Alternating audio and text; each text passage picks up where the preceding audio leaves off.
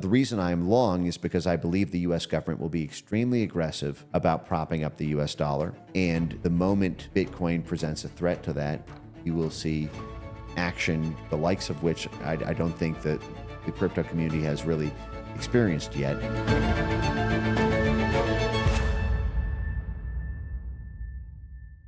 Hey everyone, welcome back to the show. I am at the Rumble Studios in Washington, D.C. with a very special guest this week, Mike Benz. He's the executive director of the Foundation for Freedom Online. Mike, you've been a really busy guy because of all the times we chose to record. It's the week that the Epstein investigation was closed. So lots to talk about. I also want to get your takes on Bitcoin. But first, just for maybe my audience members that aren't so familiar with your background, you're such an expert. You've been on Joe Rogan, Tucker, all the biggest shows. Tell us a little bit about yourself and how you got to be such an expert in basically all things intelligence, military industrial complex, and sort of the deep state. Well, I started off as a tech lawyer in New York and then went to work for the Trump White House and then the State Department in the Cyber Bureau of the Economic Affairs Division. And then I started my Foundation for Freedom Online, dedicated to really free speech and countering what at the time was sort of the little known censorship industrial complex. And that path of going up against the threats to free speech really started about a decade ago. I left lawyer life really to pursue a book and a documentary and to try to tell this story about what was driving internet censorship. I sort of came at it, I think, from kind of a radically different theory than what a lot of people thought, that it was Mark Zuckerberg and Jack Dorsey and Susan Wojcicki at YouTube who were doing it. It was very clear to me, based on what I'd seen, that it was the U.S. government that was primarily driving it, and in particular, the foreign policy establishment coming from the State Department, the military, the intelligence services, and all the different conduits through which they move. And so telling that story to folks in Washington sort of brought me into the policy space. And, it's been all systems go since then. Why do you think that so many people in our country have a hard time believing that this is even the truth, that this inconvenient truth could mean that we have agencies operating that do things that don't benefit the American public?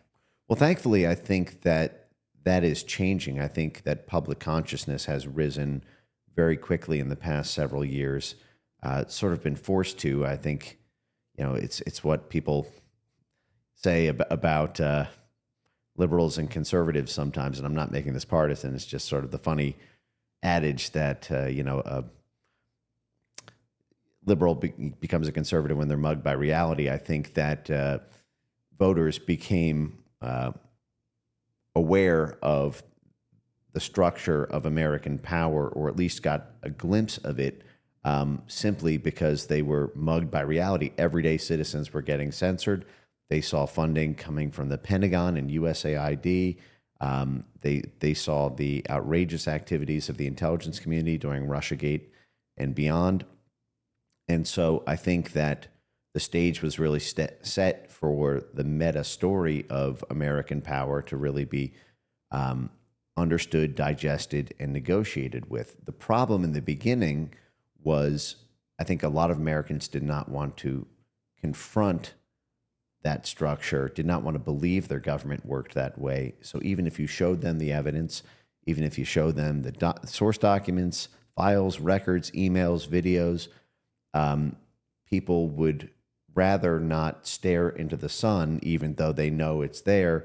They don't want to acknowledge it. They don't want to look right at it. And so I think there's a cognitive block in a lot of people, unless it's last resort. And I think what we experienced under the Biden admin forced a lot of people kind of as last resort to say, okay, this is what's going on. Well, a lot of people were expecting this to be the administration of transparency, and voters are very upset about this Epstein development, the fact that the DOJ has decided to really close the case. I know you've been on a lot of shows talking about it. Maybe some of my audience has already listened to you, but can you kind of zoom out, give me your summary, your reaction to what's just happened and what it really means? Well, we're still dealing with the unclear aftermath of what just happened. Axios put out a report that purported to have an internal DOJ assessment that Epstein did indeed kill himself, that there is no client list, that the DOJ does not appear to be further pursuing any sort of client list, and essentially ratifying what had been said informally by the FBI about the nature of the suicide. That was an Axios report. It doesn't look like it was intentionally leaked by the Justice Department to Axios. They didn't acknowledge it for about 36 hours.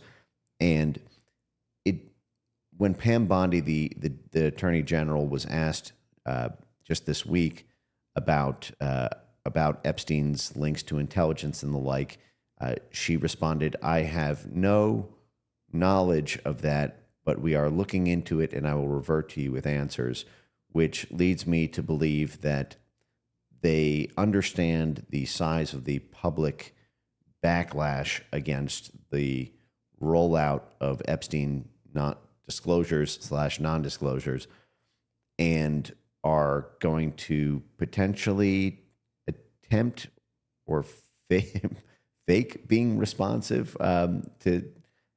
So I don't think their posture right now is fully case closed. I think they're trying to say we are sort of case closed operationally, but we will try to nibble at the edges of your ongoing curiosities. And this, of course, is just going to cause massive indigestion with the Trump voting base.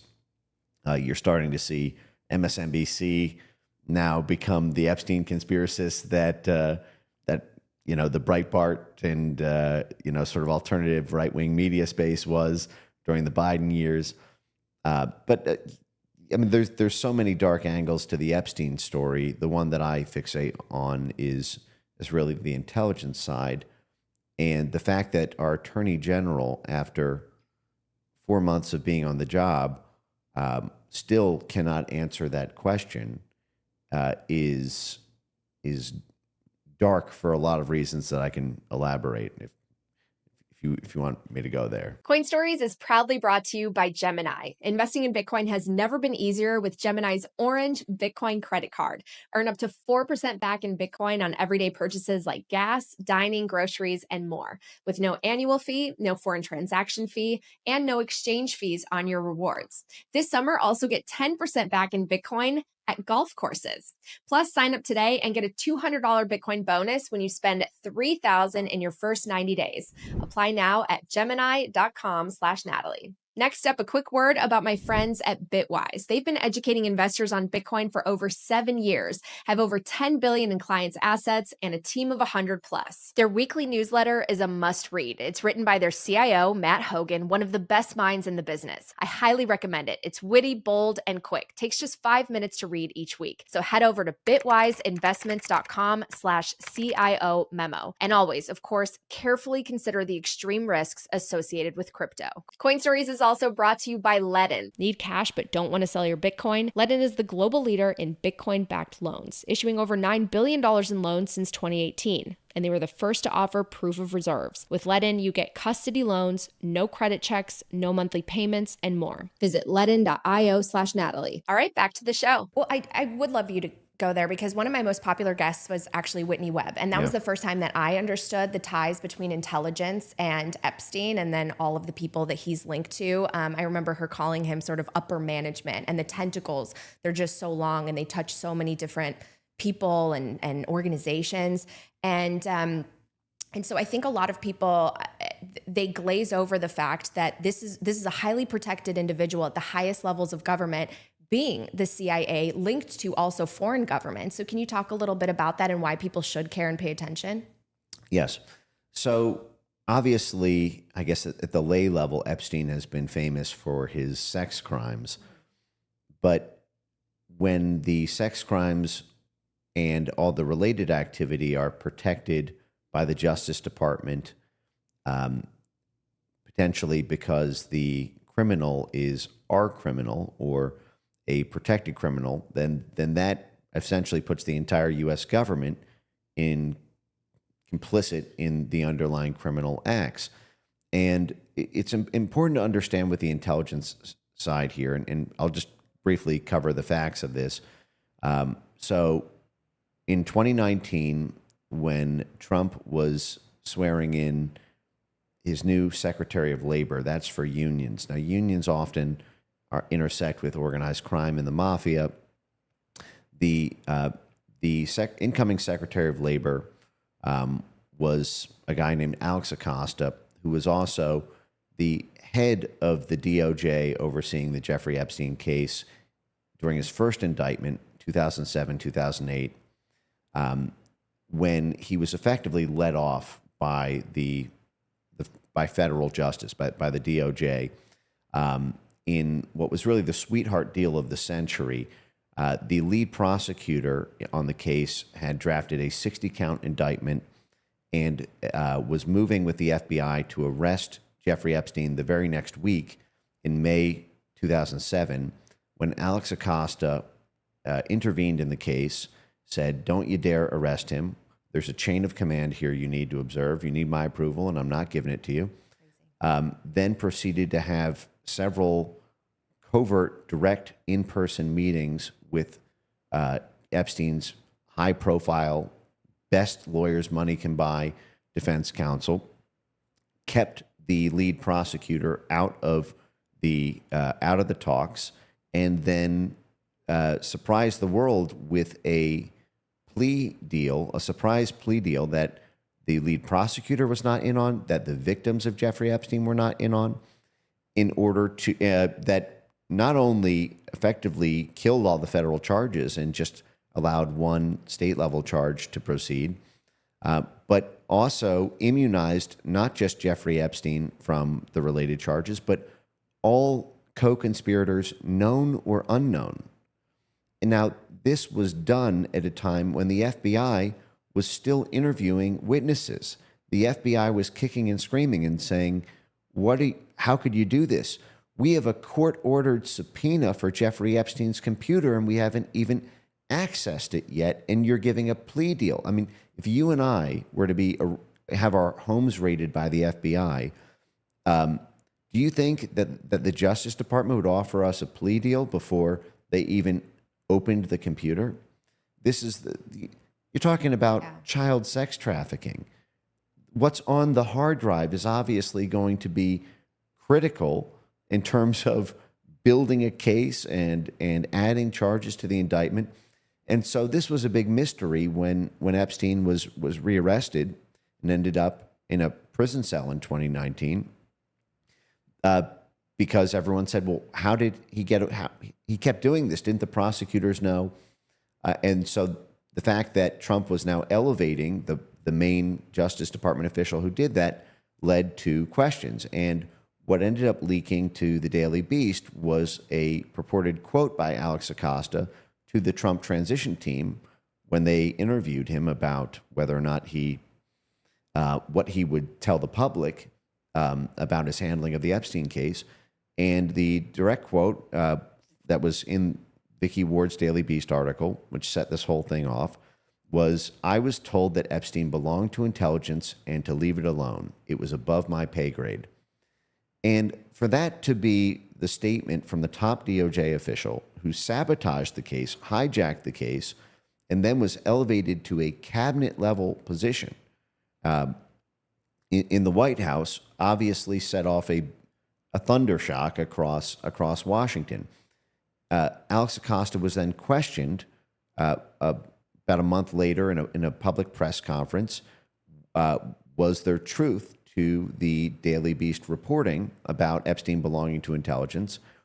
And Acosta basically stuttered, stammered, and said, "You can't believe everything that you read in the news. I can neither confirm nor deny." And he cited essentially Justice Department ethics rules that didn't give a statute number. This was a case that was closed for 11 years at that point.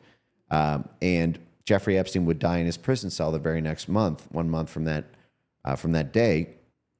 But he basically, could have just said no.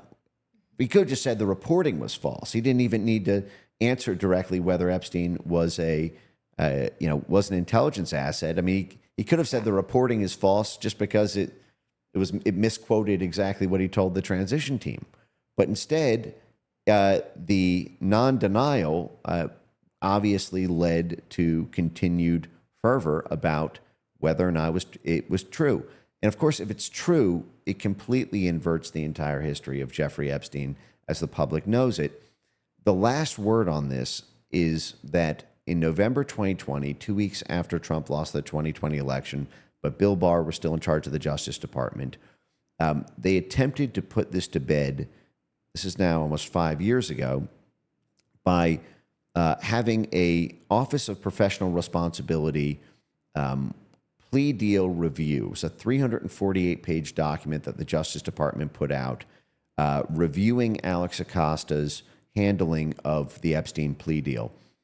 And it was widely reported in media that this Justice Department ethics investigation closed the book on the intelligence question with Jeffrey Epstein, because there's a single footnote on page 169. It's footnote 244.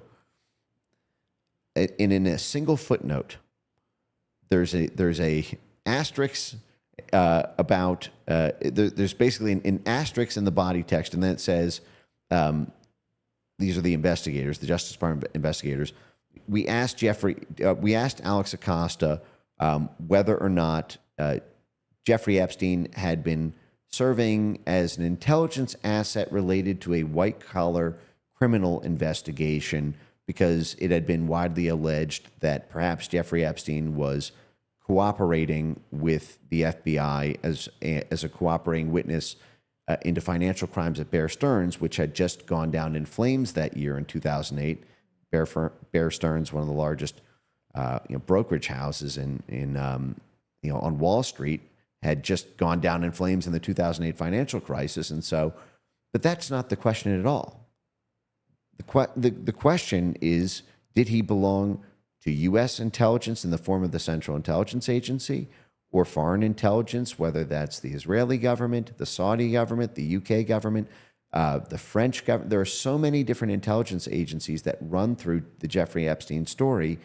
Your head begins to spin, and this is right out the gate. Jeffrey Epstein was the financial fixer for the CIA's top illicit arms broker in 1983. That's now 42 years ago. So before Epstein's 30th birthday, he was already deeply embedded at high-level geopolitical affairs. This was during the height of Iran-Contra. And can I go on and kind of tell this story? Or? Yeah, I mean, my viewers might recognize some of it from One Nation Under Blackmail. So yes, I mean, it's all fascinating because, to your point, this goes to the depths of some of the worst financial crimes that have happened in modern history, and coups in foreign governments and things that, we didn't hear about on mainstream media, right? People think like, oh, we're just spreading democracy around the world. America is a benevolent force, but actually there were deep, dark forces that have to do with murder and espionage and blackmail. And this is what is being denied. I think that's why people are angry right now, even MAGA voters who voted for this, because I would assume that Pam Bondi's she had the right intentions, wanting to go in there and hold people accountable, but maybe she was blocked from that. So I'd love to, eventually get your take on that and what actually happened, why we're not getting the transparency people voted for. Well, this is actually very common. The Justice Department effectively has to negotiate with all the different adjacent cabinets, and especially when it comes to intelligence matters, there's a tug of war between the Justice Department and the intelligence community. The JFK files are rife with CIA memos about how they influenced the Justice Department. Gary Webb's Dark Alliance book has a lot of great internal files that he goes over in the Iran-Contra story alone, which again is a Jeffrey Epstein story, and I'll get more on that in a sec. But I think Pam Bondi had no idea the size of, I think she must have. She was the Attorney General of Florida. Obviously, Jeffrey Epstein was, the case was litigated in Florida. And surely she heard things over the years, or folks within the Justice Department or within Florida law enforcement. She must have heard peripheral traffic. But when you look back at the rollout with these the binders that they gave to social media influencers and the like, and that all coming right on the heels of what I thought were the truly fantastic unredacted JFK files drops from ODNI, the Director of National Intelligence, Tulsi Gabbard. No one in that case, no one expected that there would be some CIA file that had been digitized or left in a paper box, somewhere in Langley, Virginia, with a signed note from some case officer saying, "I hereby solemnly swear that I killed John F. Kennedy." Right? No one expected that, but the fact that you had about 60,000 totally unredacted files that were uploaded WikiLeaks style. It was almost like Julian Assange had hacked our own government, except it was our. And a lot of this was really dirty, damning stuff. Organizations that are still around today that we find out in these JFK files were getting CIA funding back in the 1960s. International governments who probably either lobbied or for whatever reason their names were redacted as even in the 2017 JFK disclosures. And so at least in that case, what we saw was a truly good faith effort to show the American people what the intelligence community was looking at and to make up their own minds and say, listen, here are the files we have. Here's all of them. They're totally unredacted. And this is what we're working with. You voted for us. You get to see what we see. So why can't we get that with Epstein? Well, for several reasons. One is intelligence documents are up for review every 35 years or so. And so it was the fact that these JFK files remained redacted or not disclosed at all, frankly, for most of them, for 60 years, meant that there were secrets in them that went beyond ordinary course declassification review, and that they were being hidden from us because of what dirt that might reveal, what structures our intelligence community may want to remain hidden, may have diplomatic blowback if other countries find out this information. And in the Epstein case, obviously, it's too soon when it comes to at least the intelligence connection, in the sense that, Jeffrey Epstein suicided or not suicided himself in 2019, and you have all the players in the Epstein story are, for the most part, alive and well, unlike in the JFK story, where pretty much everyone who was 30 years older or older is dead. And so, but there's a darker side of this, which is that the Jeffrey Epstein story is not just about Democrats and Bill Clinton and the sort of, I think MAGA world had fixated on the corruption of Democrats and everyone from Clinton to Biden, and also perhaps the corruption of our Attorney General under Donald Trump, Bill Barr. Obviously, the fact that Bill Barr was the head of the Justice Department when Epstein died in prison, and there was effectively no public investigation or public-facing investigation from DOJ on that, it was an obviously massive conflict of interest given Bill Barr's direct connections to Epstein and to intelligence. Bill Barr started his career at the CIA. He told his high school guidance counselor he wanted to be the director of the CIA. He worked at the CIA for the first 7 years of his career and only went to law school during the Jimmy Carter reforms of the CIA, where they basically put handcuffs on the CIA. And it was only at that point that Bill Barr really transitioned into a full-fledged legal career. The Washington Post described Bill Barr as the CIA's mop-up man to cover up the intelligence role in Iran-Contra. That was the very role that kickstarted Jeffrey Epstein's international bounty hunter career. It was during Iran-Contra from 1982 to 1987 that Jeffrey Epstein was the financial fixer for Adnan Khashoggi, the man who personally flew to Washington, D.C. to meet in the White House with the national security advisor to hatch the entire plot for the CIA to use Adnan Khashoggi as the broker for an illicit arms sale to Iran, U.S. weapons that would be shipped to, that Israel would broker to Iran. And the fact is, covert arms deals require covert financing. And Jeffrey Epstein had just set up a one-man shop. It was called Intercontinental Assets Group, where he specialized in sheltering assets in order to hide them from regulatory bodies, in order to hide them from public knowledge, hide them from court-ordered, asset seizures, basically to create webs of Cayman Islands and Swiss bank accounts to shelter either illicit funds or funds that you don't want the world to know about. Well, that's kind of the classic hallmark of a covert action. You need money laundering, and he was a professional money launderer. He was very close friends with the head of Bear Stearns, Ace Greenberg, who started him there. Even after he was terminated from Bear Stearns, he maintained that relationship.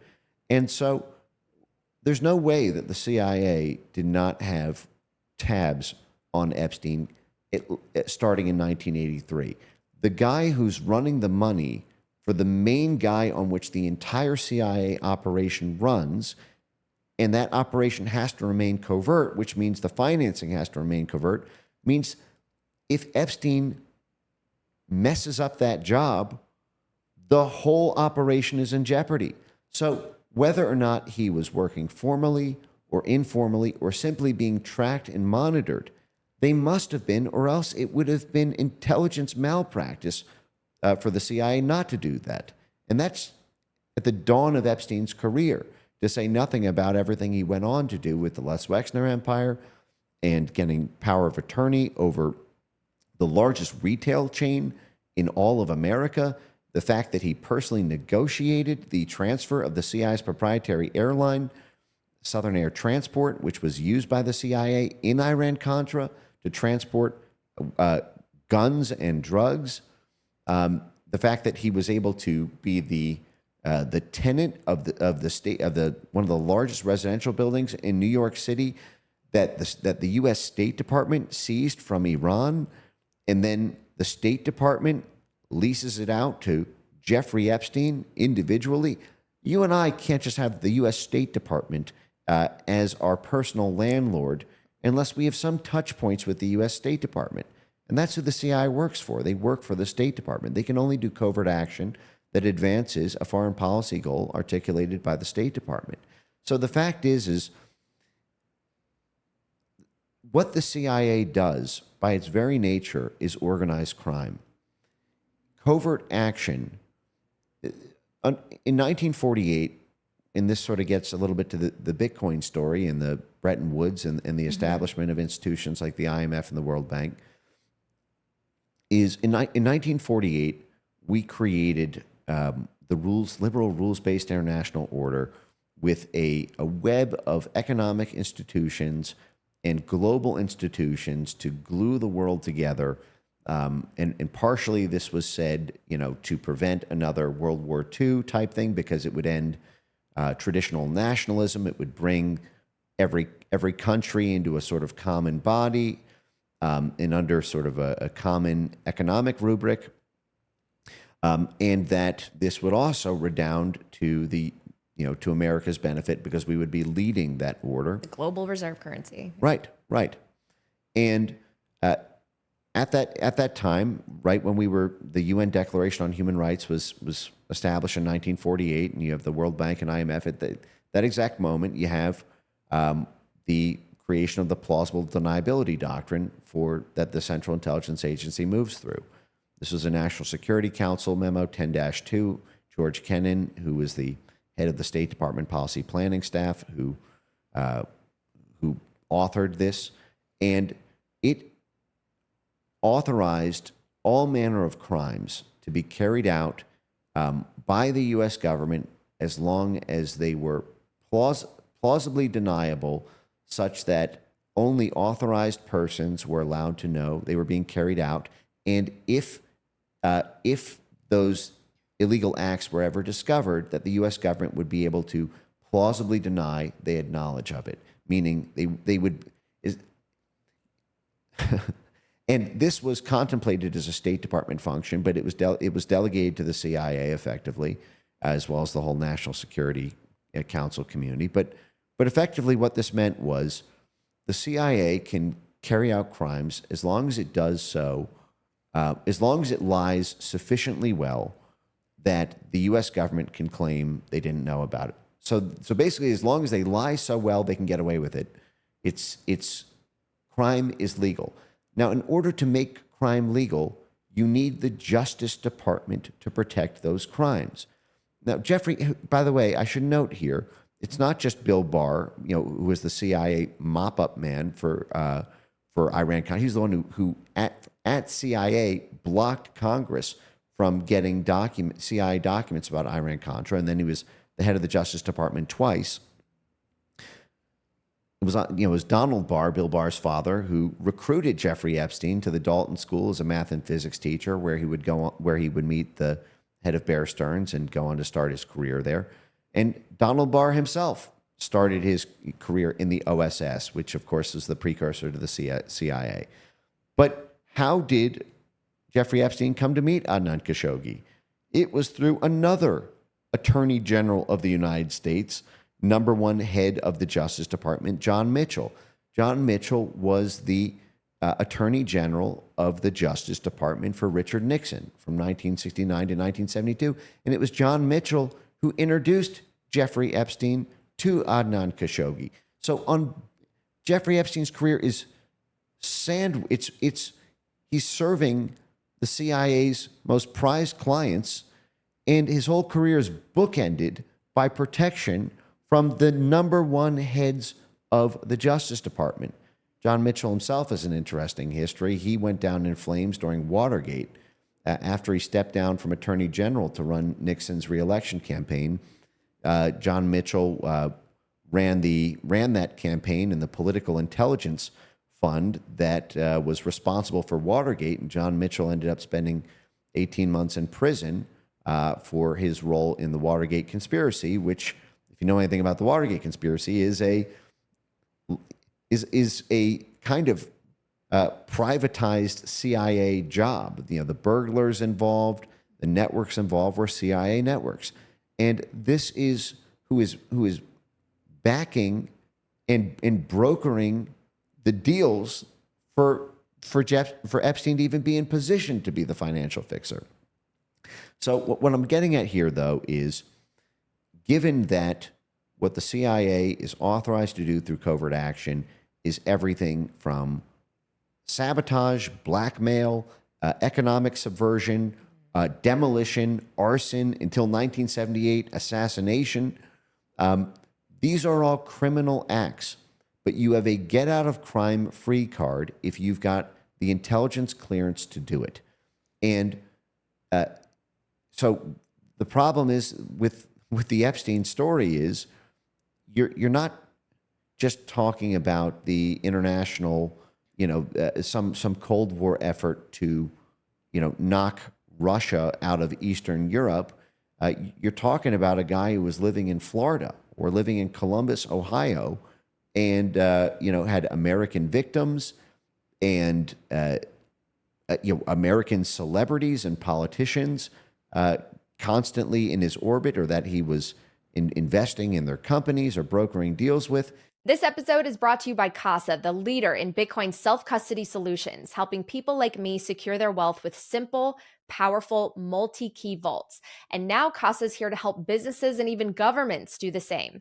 Introducing Casa Business, a secure, easy-to-use 3-key vault designed for small and large businesses with team signing capabilities and a web dashboard. Start your Bitcoin treasury the secure way and protect your assets.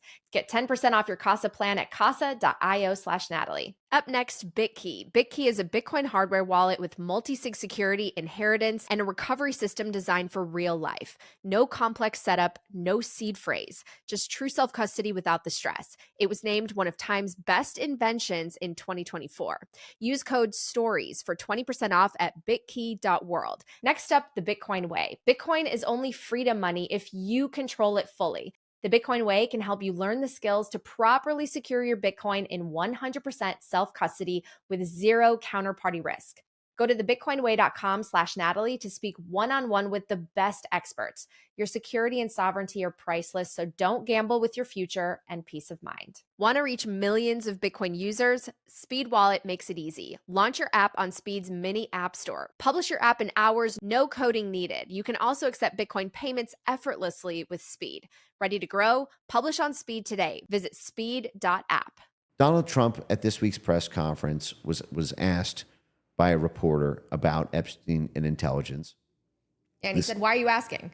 Yeah, and he basically wanted to say, "Oh, that's why are you asking? This is," he basically said, "This is a dead issue. This was so long ago. Look at everything that's going on now."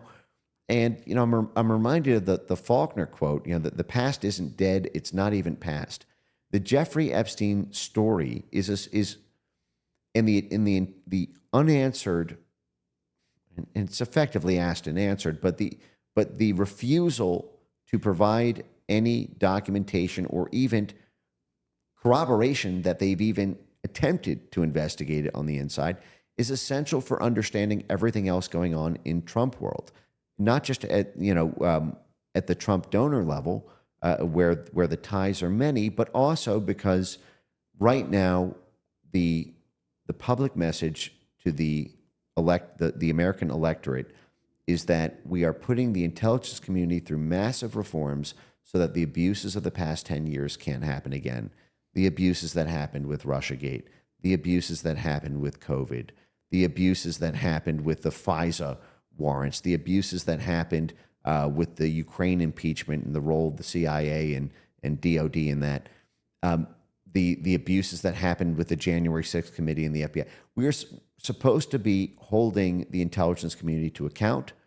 And on the biggest, most visible abuse by the intelligence community that the American people have been reading about for the past 6 years, the protection of Jeffrey Epstein, to give that a total hall pass is something that will not make this go away. This is going to live in infamy. This is like closing your eyes and hoping that people in the 1960s would forget that JFK was assassinated. Right. This will live on for decades if it's not addressed. Well, this actually brings me to my next question, and that was a fascinating explanation, so thank you. I feel like before, these types of crimes would be easier to hide if there's no internet, if there's no decentralization of media and communication, that we can all start to poke into this a little bit more, ask questions, rise up together, right? There's power in numbers.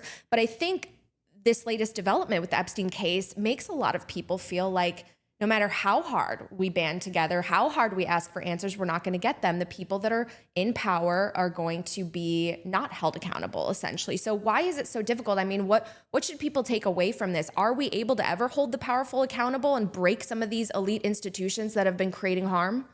I think so. I think in this case, you're not necessarily going to get a clean answer. You're definitely not going to get the full answer.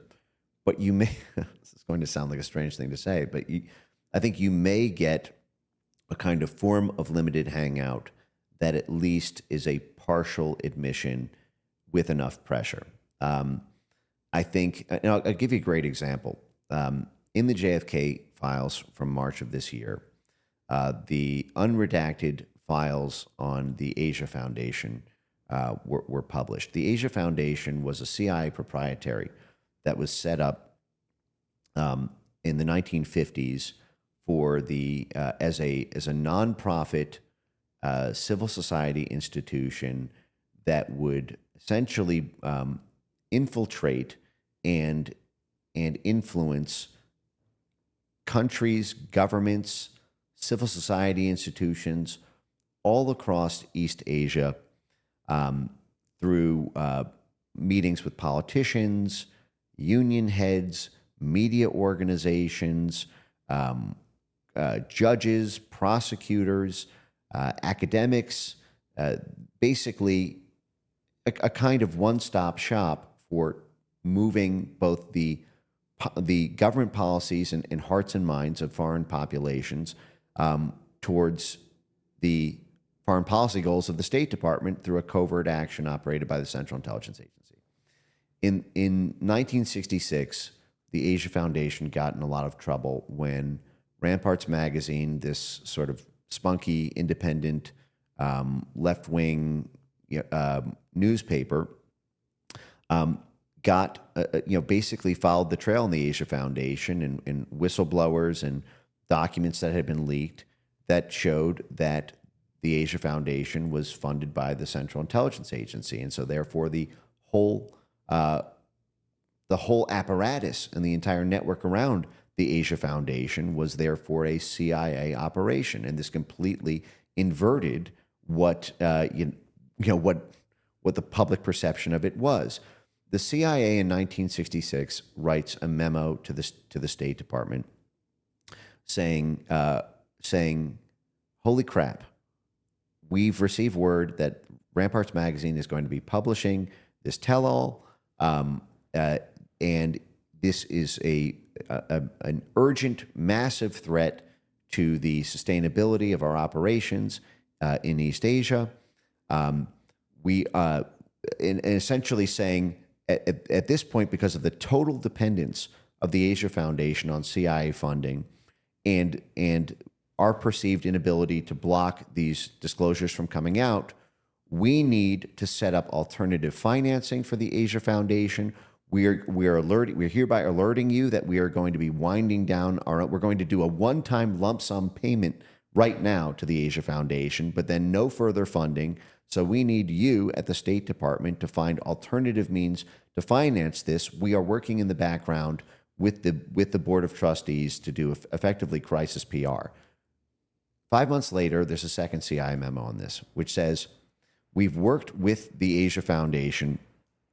We work closely with the Board of Trustees of the Asia Foundation to craft a carefully worded, limited acknowledgement of receipt of CIA funds, and then basically bragging that the public more or less bought it, that they had received these funds, but they didn't fully know what the funds were, that they came directly from the CIA, and it was just this one part of it. It wasn't the whole thing. Doesn't mean the whole institution is corrupt. The Asia Foundation is alive and well today. They're just as, when you asked how I got into this, and the Asia Foundation is active in the censorship space. You can go to the Asia Foundation's website and see all their publications about the need to censor disinformation on social media. And they work with USAID instead of the CIA now. They have exactly the alternative financing that the CIA privately called for in 1966 and 1967. And so what you got from the public story there for 50 years was some limited acknowledgement that, yeah, there were CIA touch points. Yeah, they got a little bit here. But internally, what the CIA wrote to the State Department is the Asia Foundation was, quote, totally dependent on the CIA, and it was set up as a CIA proprietary, meaning in-house ownership, just like so many other organizations that we live with today. CIA-funded media. Right now, Carrie Lake is trying to reform the U.S. Agency for Global Media, which houses Radio Free Europe, Radio Liberty. That's said to be an independent broadcasting body that is funded by U.S. taxpayers, kind of like an international NPR or PBS. Well, it was set up as a CIA proprietary in the early 1950s, and it was run as a CIA proprietary for the first 12 years until it started to look not so great when people immediately traced the paychecks to the media organization to a foreign spy agency. So then it was made independent, but it's not independent at all. And what I'm saying here is, I do think that public officials are responsive, at least in some small sense, to public groundswells of righteous indignation, but they're caught in a tug of war between their voters and their donors. Yeah. And sometimes the voters win, sometimes the donors win. But the more weight you put on one side of the scale, the more it has to be offset by the other side of the scale. And oftentimes, if there's sufficient voter outrage and voter action and voter pressure, it can force a negotiation with the donor class. This is what happened with JFK. Why do we even have JFK files? Well, we have it because in 1991, Oliver Stone put out a movie called JFK that sufficiently enraged the public about the potential CIA role in the JFK assassination that Democrat voters demanded that there be declassification of JFK documents. And this gave rise to the Presidential Records Assassination Review Board. That's how we know about some of the worst intelligence activity. This is Operation Northwoods, the Joint Chief of Staff plan to hijack airplanes and sink our own naval ships and bomb our own barracks and organize rent-a-riots on U.S. soil to blame on foreign countries. All this stuff only came out because voters were inflamed and put pressure on not just their, who they voted for president, but all the different members of the House of Representatives. You're creating more Marjorie Taylor Greenes, is what I'm saying by this. You're even if you don't win at the White House level, you are still the message. Politicians want to be heroes. They want money from donors, and they step up on issues. Can I keep going on this for a second? Well, I really want to focus actually in on the money aspect, because I think our voices can be loud and powerful. But really, if you zoom in, I mean, you were talking about the funding, right? I would argue that if we didn't have a money printer and the ability to just keep on making these paper units and promising everyone we're going to pay them back someday, you couldn't fund all of the stuff that leads to the corruption, right? I mean, it all starts with the money, which is why I'm so passionate about something like Bitcoin, because we need something that is censorship resistant, that is neutral, that is bipartisan, that brings us together and allows us to actually hold these institutions accountable, because you can't print more of it. But I really think all of this leads down the path to our money's broken. Our money is broken. And how do we address it? Yes. Well, this is a not disconnected issue, actually, from the Jeffrey Epstein story. I've got my thoughts on Bitcoin are complicated. I think on the one hand, there is the promise of getting rid of the middleman is extraordinary and a hugely positive development. And I was very active in Bitcoin for a long time. I began to become a little unnerved. I think, like a lot of people, I got into Bitcoin because of kind of libertarian bona fides and the idea that you're sort of taking on aspects of entrenched power by building a kind of parallel economic system. And I think that at the retail level, Bitcoin does offer the promise of that. I have been concerned about developments in the Bitcoin and in the cryptocurrency space around the institutionalization of it? The institutionalization of it kind of flips what got people into it. And I think that the rising price and the endorsement from the institutions, which is a signal that the price will continue to rise, has led a lot of people to keep going along with the ride unquestioningly without really interrogating what happens during the institutionalization process. And for example,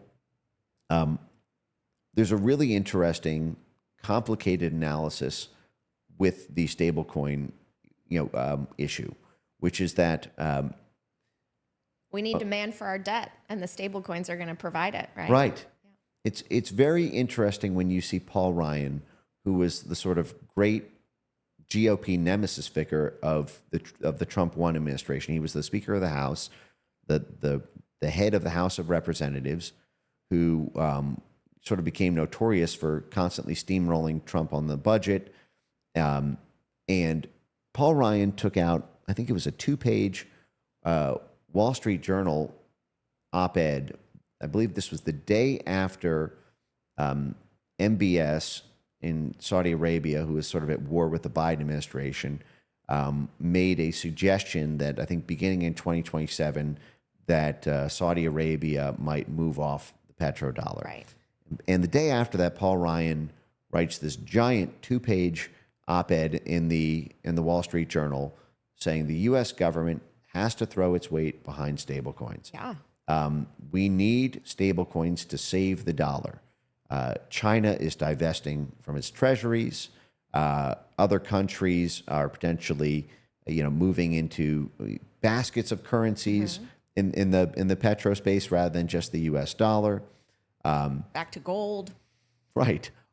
Yes, and the Biden administration was also, had basically lifted sanctions on Iran for China or allowed them to evade it. And so you now have all these, this Iranian oil and gas that's being transacted in renminbi. But you have, so the pitch from kind of the arch blobster from the Republican Party is calling for the U.S. government to back the Bitcoin liquidity market, because that's basically what this is. I know it's cryptocurrency, but the fact is, everyone knows what would happen to the Bitcoin price if stablecoins went away. While retail users, can transact in Bitcoin to buy bananas in El Salvador, the real money moves at the institutional level, and my phrase on this is I'm bullish on bullshit, and which is that I believe that the Bitcoin price will continue to rise, and you will see more and more institutionalization of cryptocurrency. So I'm bullish on the market, but I do believe that the underlying foundation at this point is a not inconsiderable amount of bullshit. The reason I am long is because I believe the U.S. government will be extremely aggressive about propping up the U.S. dollar. And the moment Bitcoin presents a threat to that, you will see action, the likes of which I don't think that the crypto community has really experienced yet. So this is the same thing happened with social media, by the way. With social media, it was an instrument of freedom. Hillary Clinton was demanding tens of millions more dollars from taxpayers to promote internet freedom so that it could be used by the CIA during the Arab Spring and as an influence mechanism over Eastern Europe, Africa, Latin America, Central Asia. But then the moment Russiagate happened and they lost an election at home and they could blame it on foreign countries using this, U.S.-backed industry, then suddenly everything clamped down. FBI, CIA, DHS, Senate Intelligence Committee, Senate Foreign Relations Committee, the whole apparatus descended on Jack Dorsey and Mark Zuckerberg and the like. And the same thing would happen, I think, to the Bitcoin space if it truly presented a threat to the U.S. dollar. But it's not just not a threat. It is now becoming, stablecoins, I think, are what now, the 7th or 8th largest holder of U.S. treasuries? Yes. And with a tiny team, made more in profit than Goldman Sachs last year. Right. But so I'm long on the U.S. government being extremely aggressive about protecting the dollar. And so therefore I'm long on Bitcoin in the crypto market, but I'm also long on CI money laundering. There is an infinite appetite for the ability to move money quickly through as few intermediaries as possible. So there's fewer bank branch officers. This is how BCCI went down. The the CIA's bank during Iran-Contra that Adnan Khashoggi and Jeffrey Epstein were involved in. This bank went down because when it had to declare bankruptcy, the branch managers in Paris and Monaco and Pakistan, these guys had to testify under oath and penalty of perjury to the Kerry Commission of the U.S. Senate about the CIA's activity there and what these funds held in these different accounts were being used for. Well, so the more you can make the financing as in-house as possible, with as few people knowing about it as possible, but still maintaining the difficult to trace, still keeping the asset tracing as minimal as possible. You can set up 300 different. Just to flesh this out, there was a scandal during the Biden administration where James Comer, the head of the House Oversight Committee, alleged that Joe Biden was taking kickbacks through a web of something like 37 different shell companies that each did nothing, but when you trace the wire transfers, it ends up at Joe Biden's old personal residence. And this was how the Hunter Biden payments were making their way, to the big guy. And it took them 2.5 years to trace, 37 shell companies to that. Well, you can set up, what happens if you 10x that with crypto accounts? And you move it all through stable coins that are, each transaction itself is different. You move this all, on exchange, off exchange, on exchange, off exchange. You set up 300, different wallets. Now you don't even need 300 registered addresses and 300 different, bank accounts where everyone needs to go through OFAC and know your customer, KYC rules. And this is why it troubles me when you see the developments like Pakistan right now. Pakistan, I think the cryptocurrency community has been championing on the regulatory speed run that Pakistan has done in the crypto space. Pakistan has basically, set up this massive, Bitcoin and cryptocurrency architecture. In just 5 years, they've basically, already become state of the art on that. Well, Pakistan is the CIA's main money laundering zone in Central Asia. Pakistan was where BCCI was located.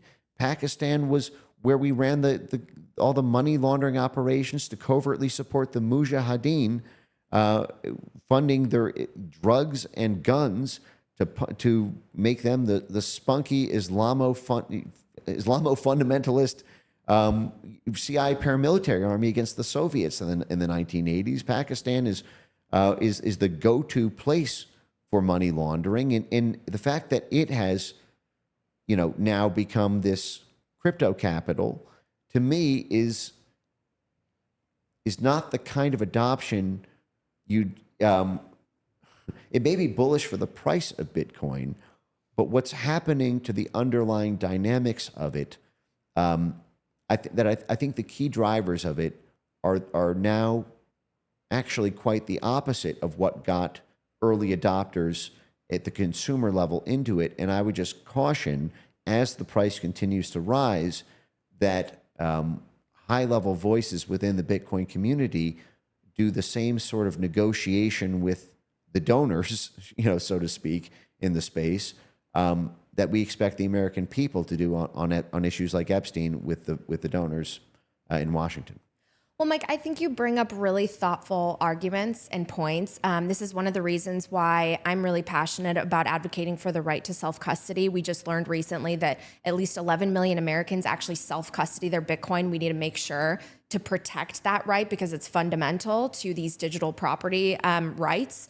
I guess I sort of see it more, though, as a Trojan horse, because to your point, I mean, and as we were discussing earlier, the funding machine, it's never ending because fiat is never ending, right? And so if you get close to the money printer, if you have access to these institutions, the right organizations, and to that apparatus, it's a never-ending spigot, and you benefit from it tremendously. And so, yes, while I think that stablecoins will proliferate and they will extend dollar dominance, at the end of the day, that dollar has the core problem of it.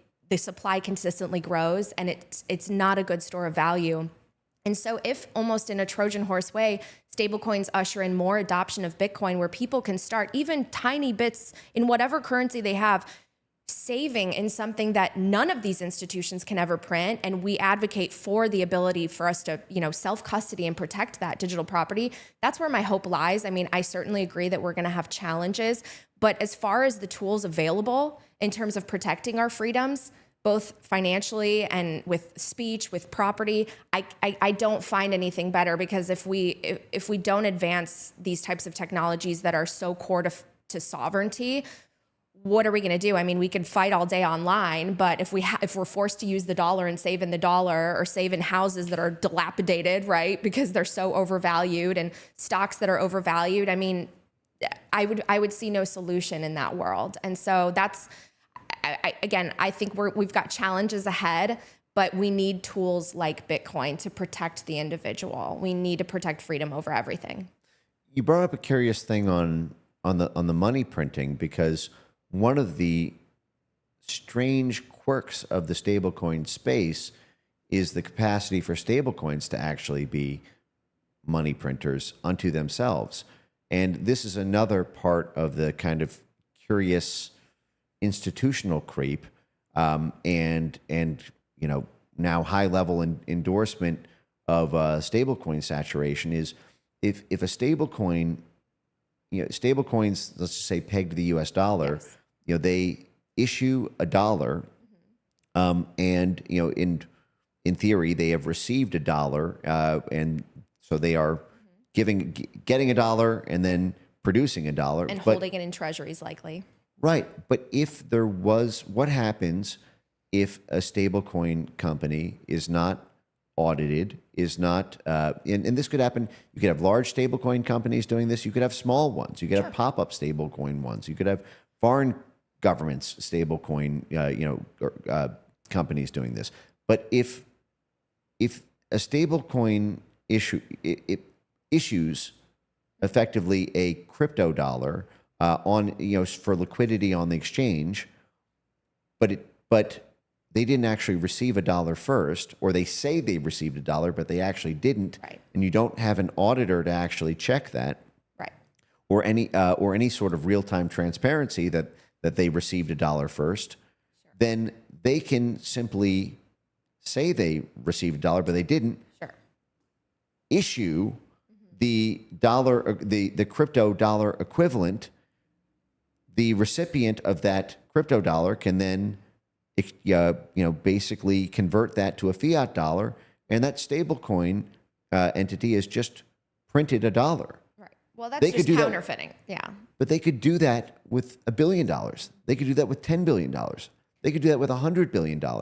And so this, and I think because the stablecoin story is so essential to the Bitcoin market, and yet it's also still, new in the, as an entrant into the international finance ecosystem. I do not doubt that this has happened before. Shall I say that stablecoin entities may have done this, perhaps even expecting that they would. You could have a contract to receive dollars, where you think you've got a legal entitlement to it, but if you've not been audited, and there are issues with auditing some of these, it's not just the Federal Reserve who can print dollars. The crypto market itself may actually be printing billions of dollars, and I think that's an issue that has to be kind of, that public should be aware of. Well, it's essentially what FTX did with Bitcoin. They basically issued paper Bitcoin, and they didn't have the assets to back it up, and it was a complete scheme. But you're also highlighting the dangers of counterparty risk. And so if we have tools that enable us to subvert institutions and interact just peer-to-peer, it's something I'm very much passionate about educating people on, because you don't necessarily need these institutions. I know that they're very helpful on ramps, but taking self-custody means you're exempt from that and you take on the personal risk, which, don't take it lightly. Personal responsibility is not always easy. You have to be held accountable for your savings. But Mike, we're running out of time. This has been such a pleasure. I feel like I can talk to you for hours. I wanted to go into the IMF and the World Bank because that's so relevant to all of this on a global scale, and there's so much corruption at the heart of that. Also, controlled by essentially the Federal Reserve and our money printing here at home. So any just final thoughts as we wrap up, and hopefully we'll do this again soon. Yes. So money is an instrument of statecraft. The IMF and World Bank are, effectively the global banking institutions that are used for soft power purposes to advance both overt and covert goals of the U.S. government. Overt through the State Department, covert through the CIA, also through the military. In fact, it's not uncommon for the head of the World Bank to be the head of the Pentagon. JFK's Pentagon head went on to be the head of the World Bank just a few years later. And these are ways of putting pressure on governments to do what our government wants by using the financial leverage that comes from economic dependency and massive sums of debt. John Perkins's Confessions of an Economic Hitman is a great book on this topic as well. But this also gets right back to the Bitcoin issue and the cryptocurrency issue. I mean, the State Department and USAID are now actively using stable coins and in the cryptocurrency market for effectively covert action. Right now in Venezuela, the State Department and USAID are working with stablecoin companies and some crypto wallet app companies in order to run money to Venezuelan dissidents who are being backed by the State Department and Central Intelligence Agency in order to airdrop them money and they can only do that by evading the Venezuelan state banking system. So the U.S. State Department is trying to do the same thing that the consumers at the sort of retail level of Bitcoin, cutting out the middleman and end running the government. That is what the U.S. government is using cryptocurrency for, and propping up the liquidity of the U.S. of the market for. Our state is using the cryptocurrency market to cut out the middleman of other states' banking institutions to run money directly to actors in covert operations, so that you don't have to. The government can't trace who in Venezuela is actually getting U.S. government money. But that's also our money. That's our taxpayer money, and now it's going to, we're paying for the Bitcoin price whether we want to or not. But thank you for making the time for me today. I know we could probably talk about this for 5 more hours. We could. I mean, I feel like you bring up very valid concerns, and there are some interesting points of view on both sides. I'm definitely a believer, as you could probably tell. I think it's one of the only tools we have that gives me hope for the future, because when you think about all these dark things that we discussed and the corruption and how deep it goes, how high it goes, it's hard to have hope for the future. And so if we can create tools, if we can create weapons that uplift the individual and our rights as people, as human beings, to have property, to be able to speak freely, those are the things I think we need to really advocate for, educate people on, so that we can come together and create a better future. Because otherwise, people are going to take us over and enslave all of us, right? We don't want that. So I know it's not perfect. No technology is perfect, but I have a lot of hope in things like Bitcoin and other things as well. But thanks for all that you do to advocate for freedom. Thank you for your foundation. Thanks for taking the time to talk to me here at Rumble. Thank you. Thank you so much for checking out this episode of Coin Stories. Make sure you're subscribed to the show so you don't miss any new episodes. If you can, turn on those notifications and leave us a positive review. They really help the show grow organically with new listeners. We also have a free weekly newsletter. You can sign up at thenewsblock.substack.com. This show is for educational and entertainment purposes only. Nothing should constitute as official investment advice, and you should always do your own research. I'm open to feedback and guest suggestions, so please feel free to reach out at info@talkingbitcoin.com. I'll see you next time.